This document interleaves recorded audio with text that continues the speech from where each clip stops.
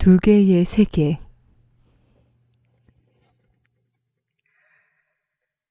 나는 작은 도시의 라틴어 학교에 다니던 10살 시절부터 내 이야기를 시작하려고 한다. 이 시절과 마주하면 많은 추억이 떠오르고 나의 내면은 아픔과 아늑한 떨림으로 흔들린다. 어두운 골목과 밝은 집, 답, 시계소리와 사람들의 표정, 따뜻함과 편안한 느낌으로 가득한 방, 비밀스러움과 무시무시한 공포로 가득한 방, 거기에 따뜻한 작은 집, 집토끼, 하녀, 상비약, 말린 과일의 냄새도 생생히 기억난다. 이 기억 속에는 두 개의 세계가 뒤섞여 있었고 그 두 개의 극으로부터 낮과 밤이 시작되었다. 그중 하나의 세계는 아버지의 집이었다. 하지만 그 세계는 아주 좁아 오직 부모님만을 위한 것이었다. 그 세계의 대부분은 내게 친숙했는데 그것은 어머니와 아버지, 사랑과 엄격함, 모범과 가르침으로 분리었다. 그 세계에는 부드러운 빛, 밝음과 청렴함도 있었고 부드럽고 정겨운 이야기와 깨끗한 손과 옷, 그리고 좋은 예절도 들어있었다. 이 세계의 사람들은 아침을 찬양했고 크리스마스를 즐거워했다. 이 세계에는 미래로 향하는 선과 길이 있었으며 의무와 죄, 나쁜 생각과 구애, 용서와 선의, 사랑과 존경, 성경과 지혜도 있었다. 삶을 올바르고 정결하고 아름답고 질서 있게 살기 위해서는 이러한 세계에 멈춰 있어야 했다. 하지만 그 사이에 우리 집에서도 다른 세계가 시작되었다. 그것은 완전히 다른 세계였으며 다른 냄새가 나고 다른 말투를 쓰고 다른 약속을 하고 다른 것을 요구하였다. 이 두 번째 세계에는 하녀, 직공, 유령 이야기와 불길한 소문이 있었다. 그리고 거기에는 도살장과 감옥, 술주정뱅이와 욕하는 여자, 새끼를 낳은 암소와 쓰러진 말, 그리고 강도 침입, 살인과 자살에 관한 이야기같이 무시무시하고 섬뜩하고 미스터리한 일들이 홍수처럼 넘쳐났다. 이 모든 아름답고 끔찍하고 야만적인 일들이 우리와 가까운 골목 안 이웃에서 일어났다. 경찰과 불황자가 주변에서 쫓고 쫓기고 있었고 술주정뱅이는 자신의 부인을 때렸으며 소녀 직공들이 저녁에 공장에서 쏟아져 나왔다.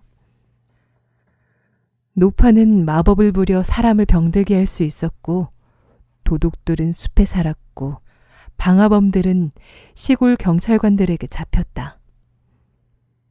이 두 번째 세계, 강렬한 이 세계는 어디에서나 생겨났고 어디에서나 냄새가 났다.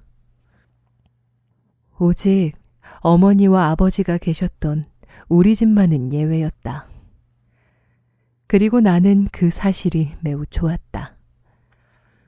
우리 집에 평화와 질서, 휴식이 있고 의무와 선한 양심, 용서와 사랑이 있다는 사실이 놀라웠다.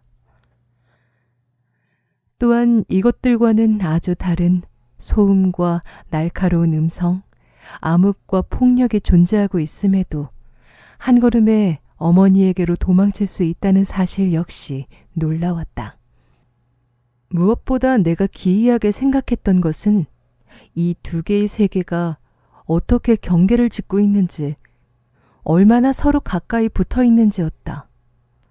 예를 들어 우리 집 하녀 리나가 저녁에 거실에 앉아서 기도할 때 정결한 손을 매끄럽게 다린 앞치마 위에 올리고 맑은 음성으로 노래를 따라 부르는데 그럴 때 그녀는 완전히 아버지와 어머니의 세계에 속해 있었다.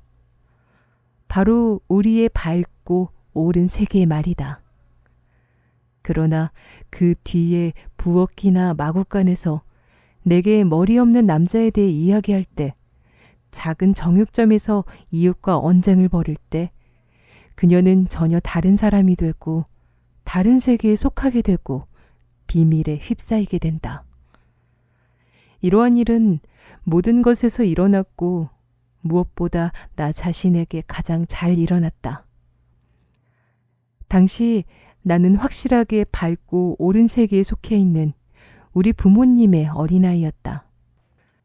하지만 내 눈과 귀가 가리키는 곳에는 항상 무언가 다른 것이 있었다. 그것은 종종 낯설고 끔찍하기까지 해 그곳에서 정기적으로 죄책감과 불안감을 얻었음에도 불구하고 나는 그곳에 살았다.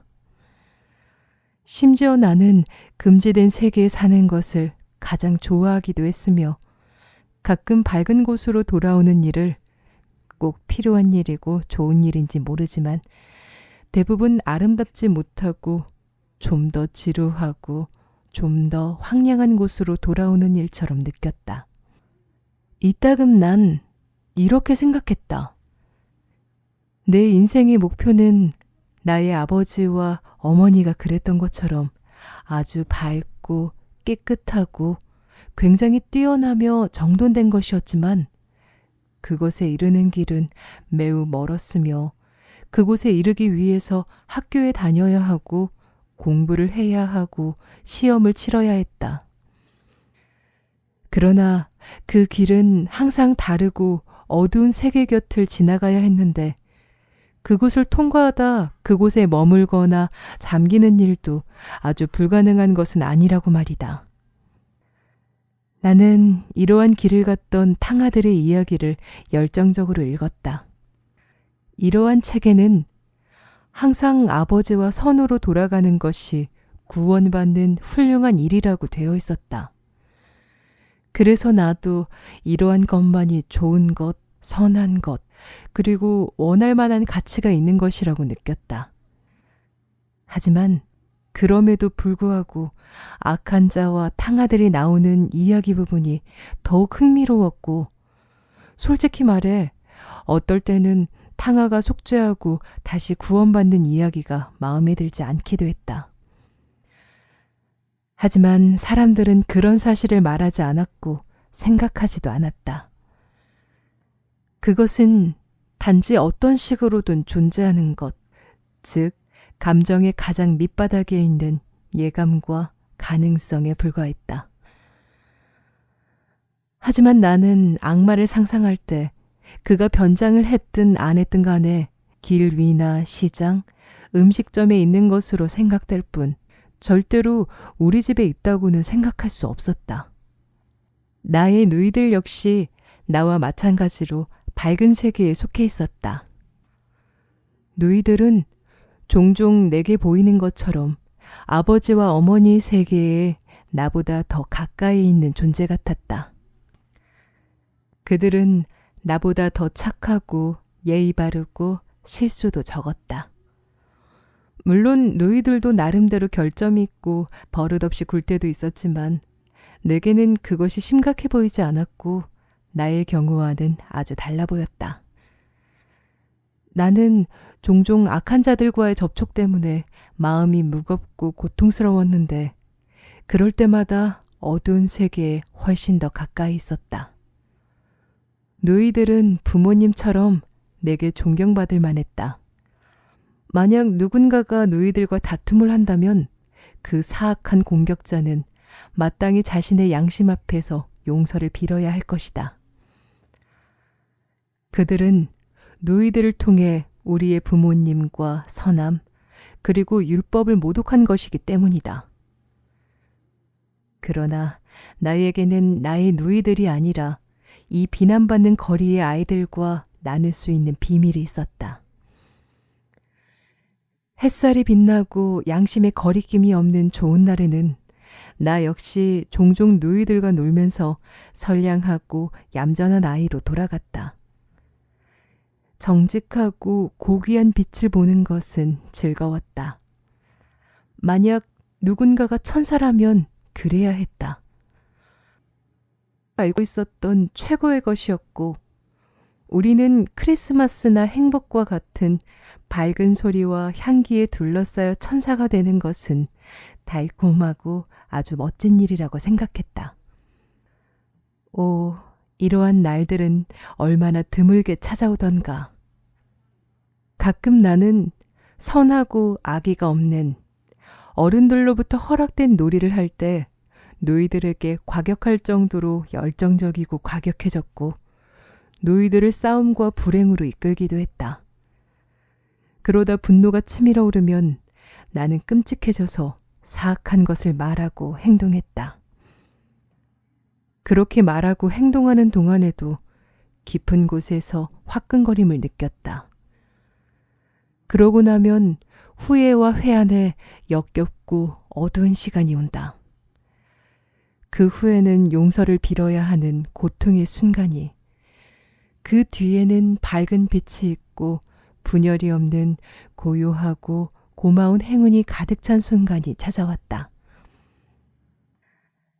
나는 라틴어 학교에 다녔는데 시장과 살림관의 아들과 같은 반이어서 가끔 함께 어울렸다. 그들은 거친 소년들이었지만 선하고 허락된 세계에 속해 있었다. 그럼에도 불구하고 나는 우리가 경멸했던 아이들과 더 친밀한 관계를 맺고 있었다.